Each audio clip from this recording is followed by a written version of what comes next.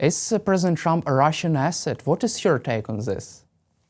Like sometimes you have to be precise when you talk about the terms in terms of assets versus agents, right? And an operative is someone who is an intelligence officer, right? So Russian operatives will look for agents. Those are people, they might be American, they might be European, there have been some in Ukraine who will work for the Russian services. Now, sometimes these agents get paid. In fact, quite often they get paid for these services. Sometimes the agents want a favor in return from the Russians. An asset's different. An asset is not someone who actually knows that he or she is an agent for the Russians. You can be an asset. You can be useful to the Russians without knowing it. So back in the late 1970s, the Czech services, and of course, Czechoslovakia was at that point part of the Soviet sphere of influence. The Czech services start to try to build up contacts around Trump. And Trump's first wife is from that part of the world. And so the KGB by the 1980s jumps in, and they've got a field officer in the United States who is trying to get close to Trump. And indeed, he actually has meetings face to face with Trump and talks to him and says, "Oh, you're a great businessman, Donald." And Trump thinks, he's dealing with someone from the Soviet embassy or Soviet consulate and says, "Oh, okay, well, you're lovely as well." And although that's the case. And the Soviets and then the Russians keep working this. They keep people who make contact with Trump or with his inner circle. And Trump is useful to them certainly from the late 1980s, because from the late 1980s, Trump, for his own motives, is going, "Oh, the U.S. really needs to pull out of NATO, or at least limit its involvement in NATO. It needs to demand money from Germany. It needs to demand money from Japan. It needs to demand money from Europe in general. It needs to limit its links." So Trump's being this destabilizing influence. Then, of course, the Soviet Union falls. But throughout the 1990s, the Russians have still got their eyes on him. And by the time you get to the early 21st century, when Trump's in a great deal of financial trouble, and the Russians look at it, and Trump's got this property down in Florida. And this property, I think Trump had bought it for around about $45 million. And it's filled with mold. It's not in very good shape, but all of a sudden, this Russian businessman pops up and says, "I'll pay you $95 million for it." And Trump says, "Wow, hey, you got money here," right? At a time when he's strapped for cash. And the Russians, again, were laundering money with that purchase, but also, tick, they get more credit in Trump's mind. And as I said, when it even comes to the point where Trump gets this handwritten note from Putin in 2013, the Russians are simply playing on the guy. He could be useful to us. And of course, then he chooses to run for president in 2015. And now the Russians have hit the jackpot. Because when the guy gets into office, he will do what we want him to do without him knowing that this is exactly what we want. And all I can tell you is if you want to know what the definition of a Russian asset is, in May of 2017, Donald Trump fires the FBI director, James Comey, because Comey refuses to pledge loyalty to Trump and refuses to say there will be no investigation of Russia's interference in the 2016 election. So Trump fires him. He then goes into a White House meeting room where the Russian ambassador, Sergei Lavrov, the Russian foreign minister, Sergei Lavrov, and the Russian ambassador to the U.S. are there.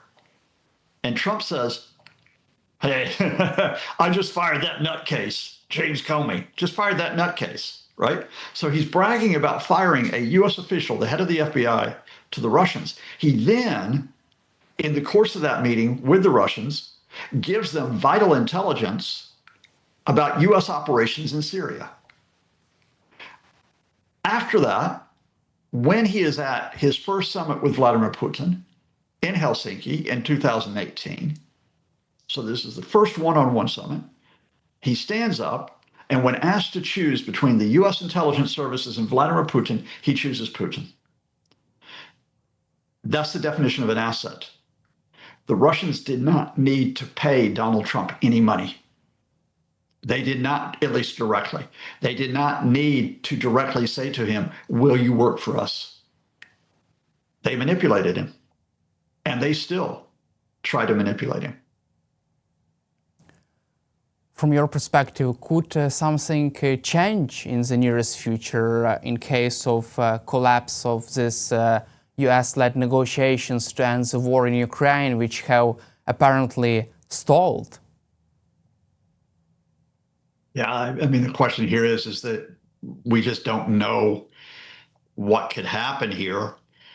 You know, we've always known that it was unlikely that we were going to get a ceasefire out of this.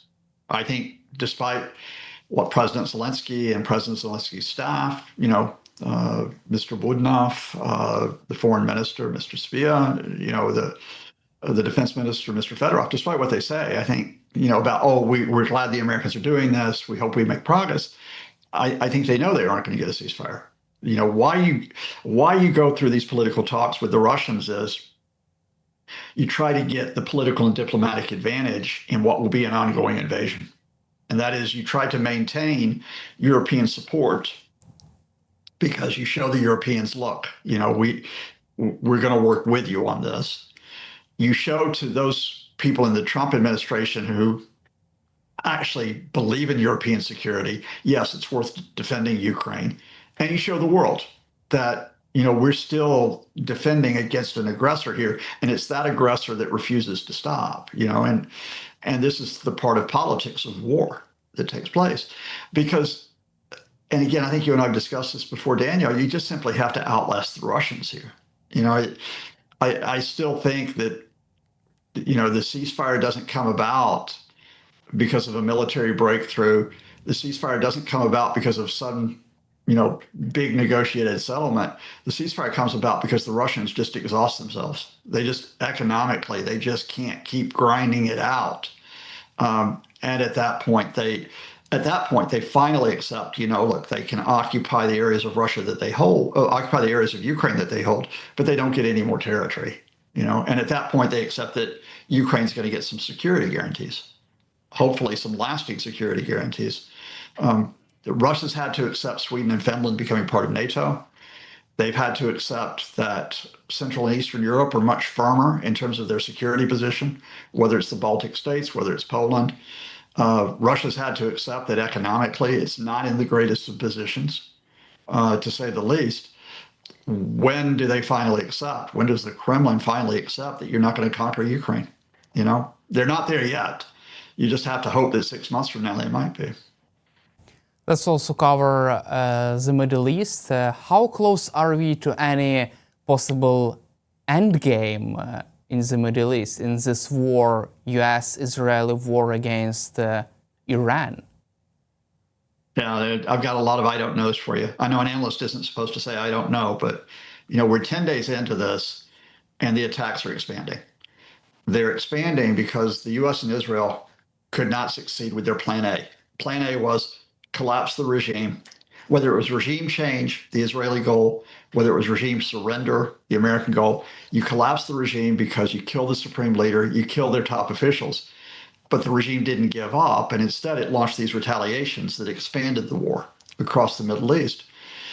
And that's where we are 10 days later. Indeed, we've gone beyond that because the US and Israel are now expanding their attacks on civilian targets and on Iran infrastructure. They're behaving a lot. You know, I'm not saying they're exactly like the Kremlin, heaven forbid, but in terms of their tactics, they're behaving a lot like the Russians. And that is, we just simply bomb oil facilities, which is what they did over the weekend when the Israelis bombed at least 5 oil facilities in or near Tehran. You bomb other energy facilities. You bomb transport facilities.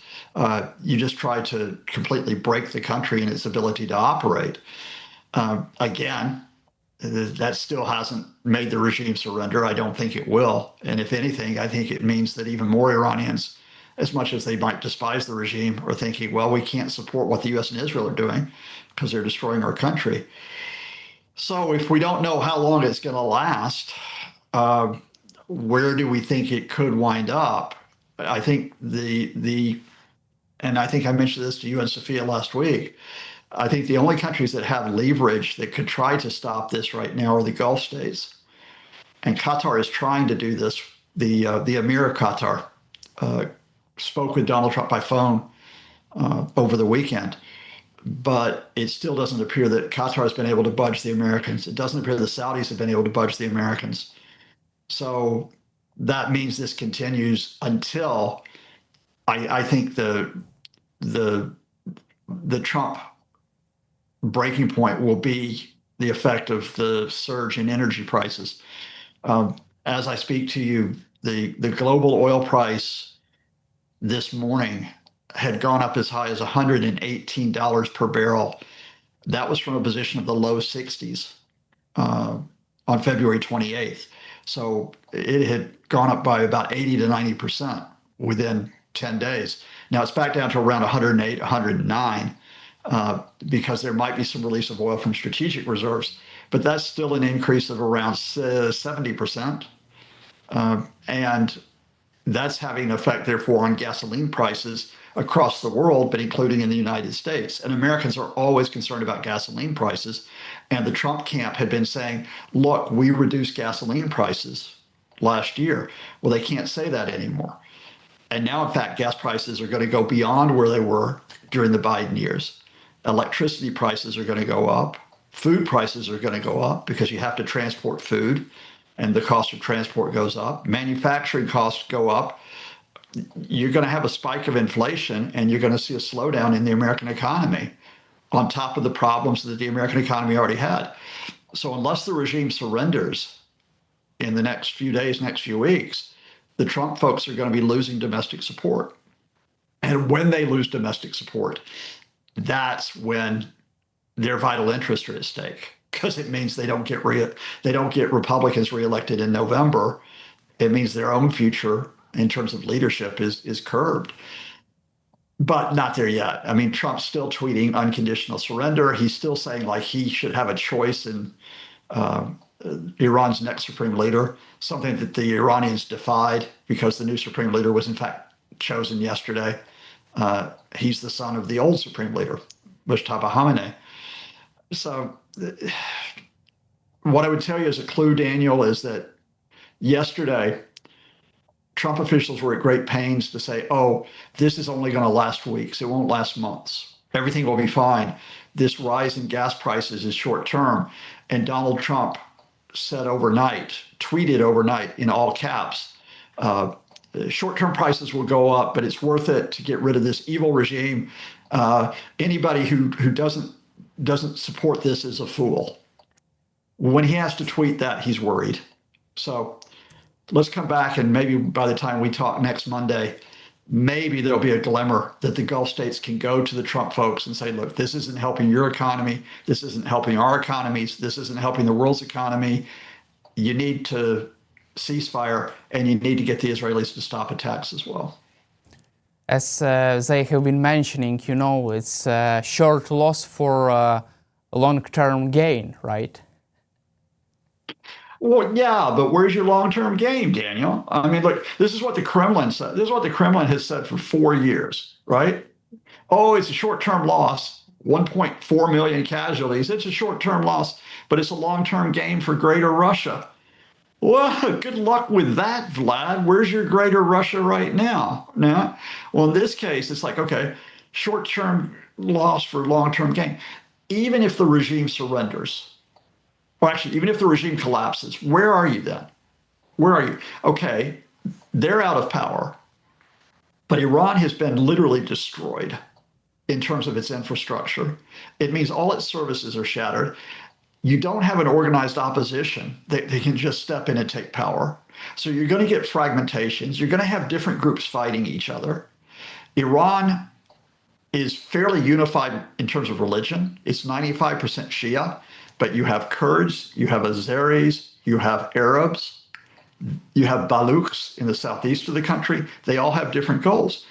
And I don't want to think Iraq 2003, but yeah, Iraq 2003. You got rid of the bad guys. You got rid of them, but then you didn't bring stability. That's not what happened. And that's the risk that you run here with the way that this operation is going, because they haven't planned for this politically. All they know, all the Trump folks know, is kill people, blow up stuff. That's all they know. And if you haven't planned for this politically and worked it out, you're just hoping that something can come out of this. And hope is not enough here. You actually have to have a realistic approach for the so-called long term. So short-term loss probably means long-term instability. And is that really what your legacy to be?